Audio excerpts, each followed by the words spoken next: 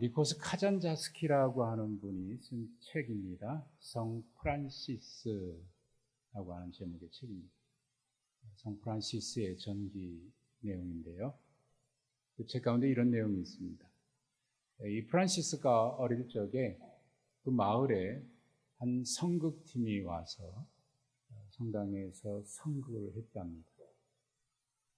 성황리에 성극을 무사히 마쳤습니다.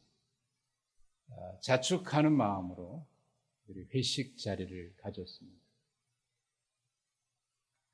그 자리에 서로 축하하고 기뻐하고 하면서 술잔들을 서로 나누고 화장도 분장도 다 지우지 않은 채 이렇게 막 시끌벅적 지내고 있는데 어린 프란시스가 그 자리에 있었는데 그걸 보고 의아해서 질문을 했습니다.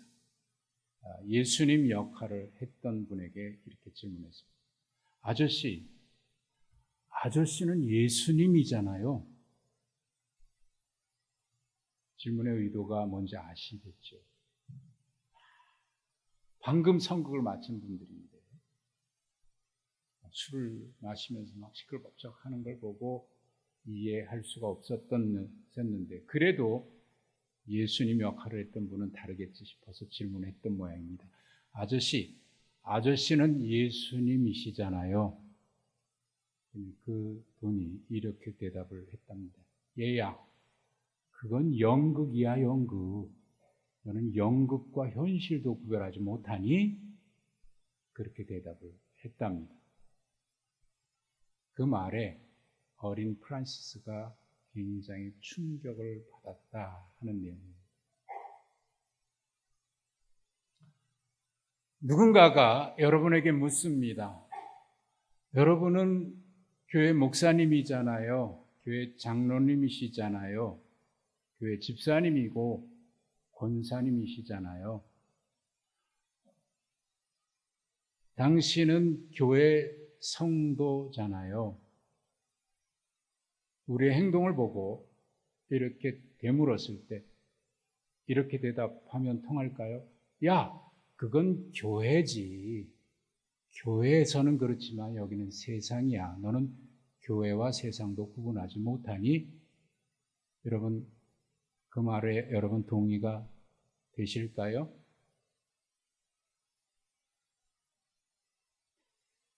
우리의 신앙은 교회에 모여서 연극하는 게 아닙니다. 우리의 예배는 1시간 동안 예배당에 모여서 연극을 하는 게 아니고 우리가 부르는 찬송은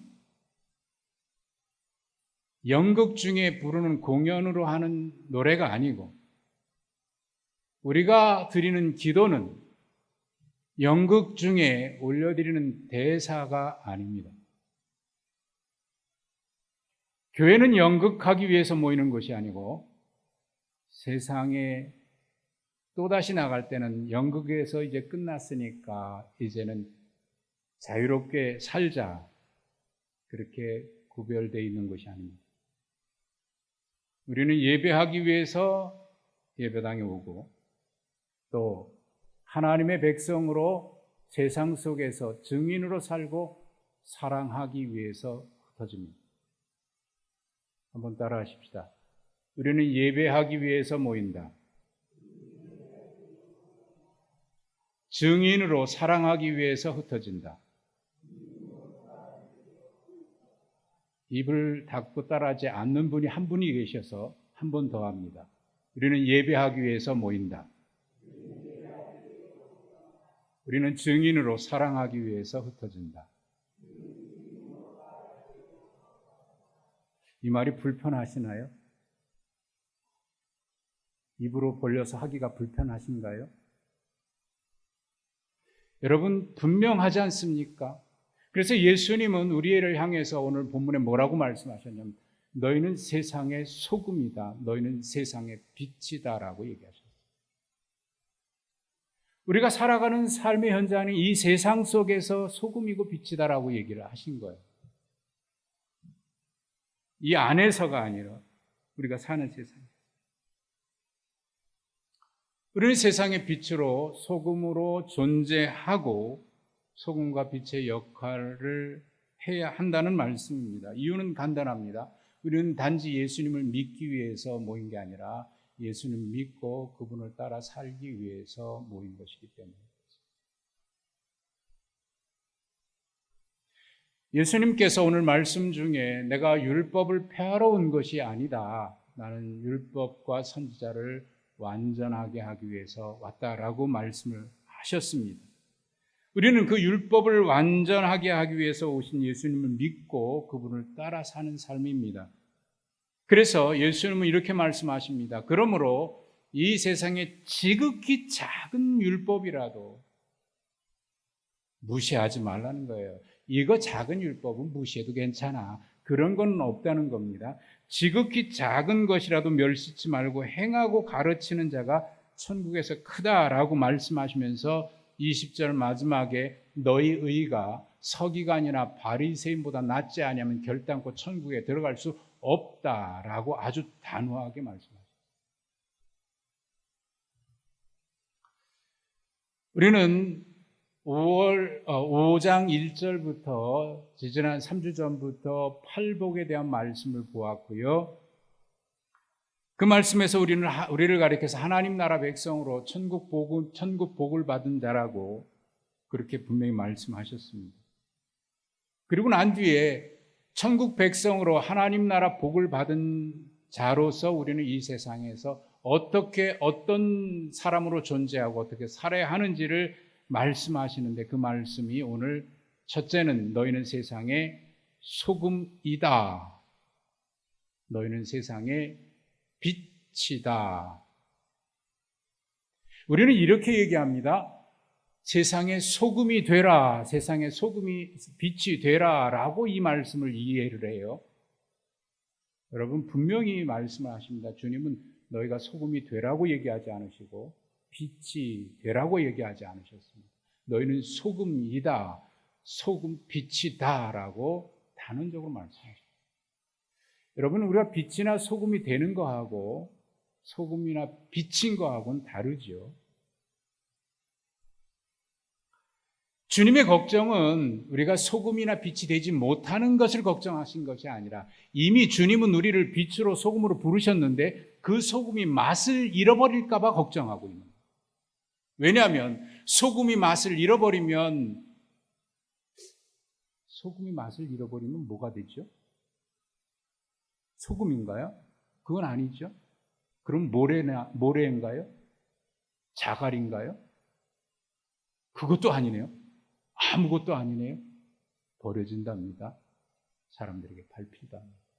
주님이 걱정하신 것은 주님이 우리를 소금으로 부르셨는데 소금이라고 말씀하셨는데 그 맛을 잃어서 이렇게 버려지고 밟힐까 봐 걱정하는 겁니다.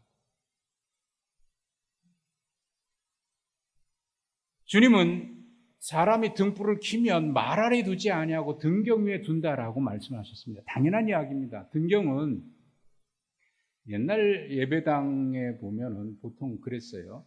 이 벽에 보면은 중간에 어떤 받침대를 만들어 놓고 거기에 등을 달아놨어요. 촛불 모양의 등을 달아놓기도 하고.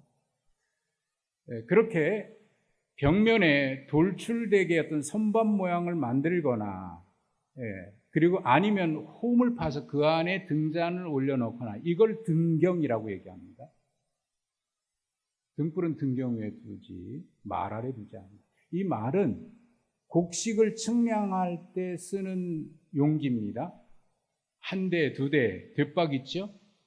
한 대에 10배를 말이라고 합니다. 그걸 말, 여기서 말씀하고 있는 것은 그 말입니다. 자, 등불을 켜서 말 아래 두지 않는다는 얘기는 등불을 켰는데 그 등불을 덮어놓는다는 거예요. 여러분 세상에 그런 사람 보셨어요? 저는 본 적이 없습니다. 등불을 켜두고 말로 덮어놓는 사람은 없어요. 있을 수가 없어요. 그런 사람은 세상에 존재하지 않습니다. 그런데 이 당연한 이야기를 주님이 하십니다. 등불을 켜서 말 아래 두지 아니하고 등경 위에 둔다. 너무나 당연한 이야기예요. 그렇게 하지 않는 사람은 없어요. 너무나 뻔한 이야기. 근데 왜 예수님이 이 말씀을 하셨을까요? 이 말은 뭐 누가 했는지 괴테가 했다고 하기도 하고 미국의 교육가이고 목사이신 존 A. 쉐드라고 하는 분이 했다라고 하기도 합니다만 누가 했든지 간에 아주 의미 있는 말이 있습니다. 배는 항구에 정박해 두기 위해서 만들지 않고 배는 항구에 바다에 띄우기 위해서 만듭니다. 배가 항구에 있을 때는 안전하지만 그러나 배는 항구에 묶어두기 위해서 만든 게 아니다. 그렇죠. 배를 항구에 묶어두면 안전하기는 할 겁니다. 그러나 배를 만들 때는 항구에 두기 위해서가 아니라 배는 항구에 두기 위해서가 아니라 배는 항해하기 위해서 만든 거죠. 마찬가지입니다. 당시 로마의 지배하에 있는 상황에서 유대 율법주의자들의 관심은 율법이었습니다. 어떻게 율법을 지킬 수 있느냐? 그들은 율법을 보호하기 위해서, 보존하기 위해서 애를 썼습니다. 아니, 율법대로 살기 위해서 애를 쓴 게 아니라 율법을 보존하기 위해서 애를 썼어요. 자, 율법은 지키기 위해서 있는 겁니까? 보존하기 위해서 있는 겁니까? 율법을 보존하는 방법은, 가장 좋은 방법은 율법을 따라 살아가는 것입니다. 그런데 그들은 율법을 살지 아니하고 보존하기 위해서 애를 썼습니다. 그래서 이 율법을 보존하기 위해서 그들이 쓰는 방법이 뭐냐면 우리끼리 모여서 또 다른 집단을 만들자, 율법을 지키는 집단. 그렇게 해서 자기의 집단 세력을 만들어서 개토화했습니다. 율법을 지키는 이유, 율법을 지켜야 되는 게 그렇게 지키는 걸까요? 그러다 보니까 세상과는 동떨어진 자기들만의 집단을 만들었던 거지요.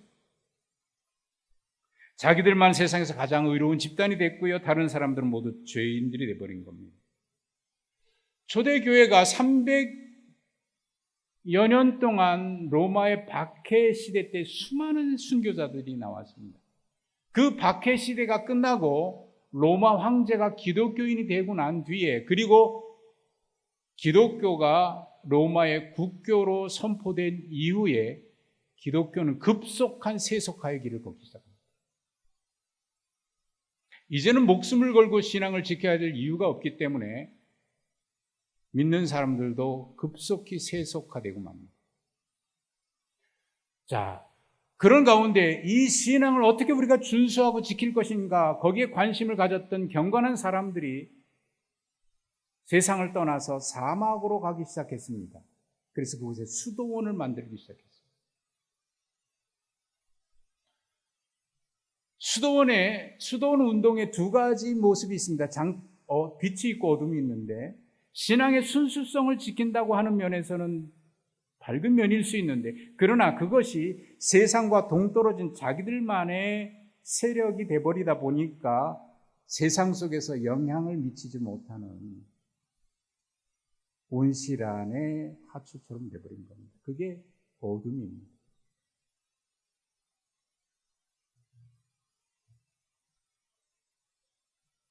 배는 항구에 두기 위해서 만들지 않습니다. 항해하기 위해서 만듭니다. 빛과 소금도 주님이 부르신 것도 그렇습니다. 언젠가 제과점에 가보니까요, 소금빵이라는 게 진열되기 시작했어요. 아니, 빵을 왜 소금빵이라고 했을까? 빵은 달아야 맛있지, 달콤해요. 근데 소금빵이라고 그러니까 좀 이상했어요. 저건 무슨 맛으로 먹을까? 근데 누군가 사주셔서 한번 먹어봤더니 맛있더라고요. 짜지 않고 달아요. 짠맛도 있는데 단맛이 더 다른 것 같아요. 그때부터 저도 소금빵을 좋아하기 시작했습니다. 소금 아이스크림 먹어보셨습니까? 소금 아이스크림도 있더라고요. 아이스크림에 무슨 소금을 뿌려? 초콜릿을 뿌리든지 다른 시럽을 넣어야지. 근데 소금 아이스크림이 있어요. 먹어봤더니 짜지 않고 달아요. 그래서 다음에 오면 또 먹어야 되겠다 생각했어요. 소금이, 우리는 일반적으로 이렇게 생각합니다. 소금은 부패를 방지한다. 예, 맞습니다. 소금에 절여두면 부패되지 않죠. 소금은 소독 역할을 합니다. 혹시 여름철이 돼서 여러분 바닷가에 놓으시다가 그럴 일이 있을 텐데, 바다에서 어디 찔려서 다치잖아요. 그러면 소금물, 바닷물로 소독하면 그게 소독이 돼요. 제가 오래전에 우리 청년들을 데리고 저 낙도에 선교하러 갔다가 거기서 그 마을 사람들하고 같이 운동하다가 새끼 발가락 사이가 한 2, 3cm 찢어진 적이 있어요. 그때 같이 갔던 청년 중에 간호사가 있는데, 목사님, 이 바닷물로 소독하세요. 그리고 소독했더니 뭐 염증이 생기거나 그러지 않더라고요. 소금은 소독제이기도 합니다. 그런데 제가 이 소금빵하고 소금 아이스크림을 먹으면서 깨달았어요. 소금은 본래 그 맛을 더 본연의 맛을 선명하게 나게 해주더라고요. 너희는 세상의 소금이다. 세상에 부패하는 것을 막고 또 병드는 것을 소독해주고, 그것도 맞습니다만, 그러나 하나님 나라의 그 맛을 더 선명하게 내주라는 거예요. 하나님의 은혜를. 그리고 소금은요, 변질이 잘 안 되잖아요. 그래서 성경에 보면 소금 언약이라고, 하나님의 언약을 소금 언약이라고 표현했어요. 하나님의 언약은 약속은 변치 않는다는 의미입니다. 이게 소금. 근데 만약 소금이 맛을 잃어버리면 어떻게 될까요? 그 역할을 못하는 거죠. 모래나 자갈은 쓸모가 있는데 소금이 맛을 잃으면 쓸모가 없어요. 버려집니다. 밟힙니다. 소금이 맛을 잃으면 소금이 아니고 빛을 잃으면 등불이 아니듯이 소금의 역할을 하지 못하고 빛을 밝히지 못하면 하나님 나라 백성일 수 없다는 겁니다. 소금이 맛을 잃으면 버려지고 사람들의 발에 밟히는 비참한 존재가 됩니다. 간증하고 찬양하고 다니는 유명한 연예인들이 있어요. 최근에도 한 분이 그런 일이 있었는데 한순간에 무너졌어요. 아주 비참해졌습니다. 총회장이고 유명한 목사이고 해도, 유명한 부흥사이기도 해도 한순간에 무너지면 사람들의 발에 밟힙니다. 비참해집니다.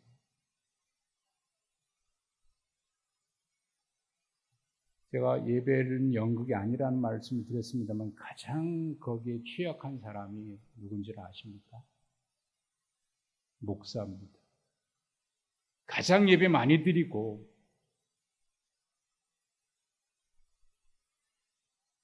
제가 이 자리에 온 것은 설교하기 위해서 온 게 아니라 하나님 앞에 예배하기 위한 성도로 먼저 존재하는 거 아닙니까? 그런데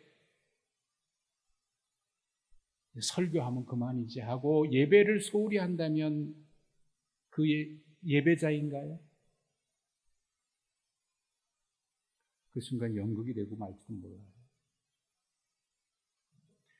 예배당에 가장 많이 있고 예배를 가장 많이 드리고 기도를 가장 많이 하고 성경을 가장 많이 읽는 사람들이 이런 유혹에 빠질 수 있습니다. 그래서 제가 부목사 때 되면요 피곤하고 그래서 젊을 때는 잠이 많잖아요. 많이 졸려요. 지금은 잠이 좀 사라졌어요. 근데 제가 그때부터 몸부림친 게 있습니다. 내가 예배자로 먼저 주님 앞에 서야지. 예배자로 서지 못하는데 하나님 앞에 목사로 쓰임받을 수 있을까? 할 수는 있겠죠. 그러나 연극이 돼버리구나. 예배에 성공하지 못하는데, 죄송합니다. 성공이라는 표현이 여기 적절치 않습니다만, 예배에 승리하지 못했는데 어떻게 말씀을 대언한다. 말씀도 내가 사는 것이 증거가 되는 말씀이 돼야지. 그렇지 않으면 연극 배우가 되는 거죠. 이름 없는 그리스도인이나 유명하지 않다고 소금이나 빛이 아닌 건 아닙니다.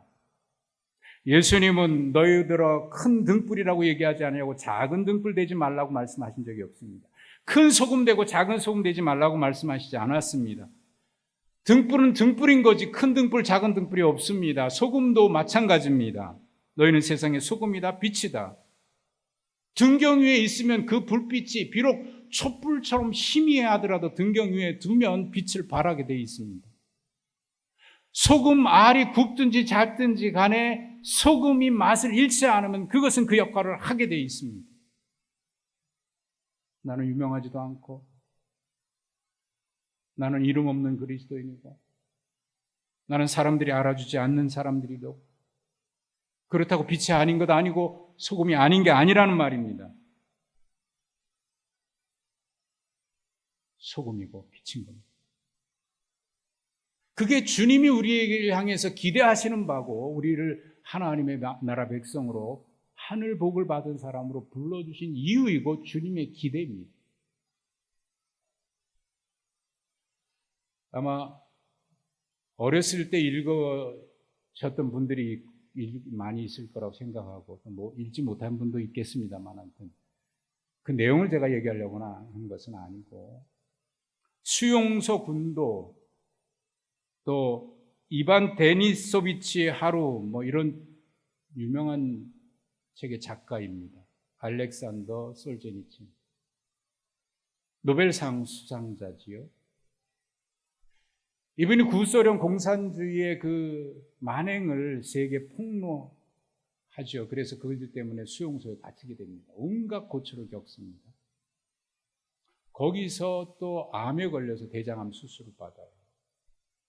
뭐 제대로 된 수술을 받았을는지는 잘 모르겠습니다만, 어쨌든 그래서 수술 후에 거의 죽어가고 있는데, 그를 극진히 돌봐준 유대인 의사가 있습니다. 코른벨트라고 하는 유대인 의사인데, 이 유대인 의사도 처음에는 그 수용소에 갇혀서 간수들하고 같이, 또 다른 죄수들과 같이 좀 못된 짓을 많이 했어요. 그러다가 수용소에서 예수 믿는 사람을 만났고, 거기서 그분을 통해서 예수님을 영접해서 다른 삶을 살고 있어요. 내가 할 수 있는 게 뭘까? 하나님이 나에게 의사라고 하는 그런 재능을, 내가 할 수 있는 일이니까, 그 수용소에 얼마나 환자들이 많습니까? 그들을 돌보는 일을 하라고 하나님이 나를 부르셨나 보다. 그렇게 깨닫고 그 일을 하기 시작하는데요. 갑자기 달라지니까 간수들도 그렇고 다른 사람들도 그렇고, 그리고 그때 예전에 그 피해를 입었던 사람들이 이 같이 합세해서 이 코른벨트를 죽이려고 그래요. 모의를 하고 어디서 쇠망치를 가져와서 그를 때려서 죽입니다. 근데 그 죽기 전날 밤에 솔제니친이 거의 죽어가는 상황인데도 불구하고 자기가 그런 위험에 처해 있는 줄 알고도 솔제니친을 극진히 돌봐준 겁니다. 아침에 깨어나 보니까요, 그 의사가 안 보여요. 어디 갔나? 보이질 않는다. 사라져버립니다. 죽은 거죠. 거기서 이 솔제니친이, 예수 믿는 게 이거구나. 예수님을 영접하겠어. 그리고 그의 삶이 달라져. 나중에 풀려나서 미국으로 망명 가서 많은 작품을 통해서, 그리고 여러 가지 일들을 통해서 공산주의 만행을 전 세계에 알리게 되죠. 노벨상을 받고. 대전에 자주 가시는 분들은 아실 겁니다. 거기 가면 반드시 어느 빵집에 들르죠. 저는 그 집에 가본 적이 없는데, 거기 다녀오신 분이 그 빵을 사다 주셔서 종종 먹어요. 저는 한 번도 가본 적이 없는데. 근데 거기 가면 반드시 그 집에서 얼마 전에 뉴스에 나오는데 그 빵에 가서 살려면 줄이 말도 못하더라고요. 이 빵의 주인 임모 씨인데 이분이 북한에 있었거든요. 6.25 전에 북한에 있다가 중공군이 몰려 들어오니까 피난 가야 되겠다 결심을 하고 함께 믿음 생활했던 분들과 함께 흥남 부두에 있는 배를 타기 위해서 갔습니다. 수많은 사람들이 몰려오죠. 거기서 탈 사람들은 그 배는 제한적이고 오는 사람들은 많고, 그러다 그 중에 한 사람이 하얀 천에다가 빨간 십자가를 해가지고 막 휘둘렀답니다. 그 미군이 그걸 보고 그랬는지 모르지만 어떻게 해서 배에 타게 됐어요. 그래서 그 배를 타고 거제도의 성탄절에 도착을 했습니다. 그 배의 이름이 메로디스 빅토리아 호입니다. 그래서 그거를 가르쳐서 성탄절의 크리스마스의 기적이다, 이렇게 그때부터 불렸습니다. 거제도 도착해서 그 주민들의 도움을 받아서 한 6개월 동안은 이렇게 도움받고 삽니다. 그러면서 그때 늘 생각한 게 있어요. 나를 그 사지에서 살려주신 데는 분명 하나님의 뜻이 있을 거다. 나를 살려주신 데는 분명 하나님의 뜻이 있을 거다.